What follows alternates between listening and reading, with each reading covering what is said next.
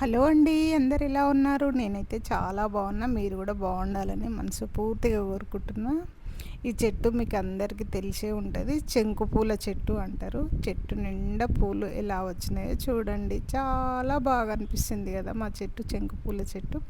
ఈ శంకు పూల చెట్టు ఈశాన్య మూలలు ఉంటే చాలా మంచిదంటండి. చాలామందికి తెలిసే ఉంటుంది కానీ ఎవరో కొందరు ఉండకపోతారా ఇంకా తెలియని వాళ్ళని నేనైతే చెప్తున్నా.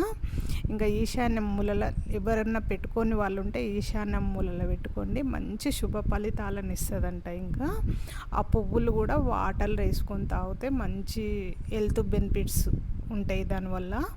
ఇంకా చాలా మంచిదంట. షుగరు, బీపీ అలా కూడా కొంచెం కంట్రోల్ చేస్తుందంట దానివల్ల.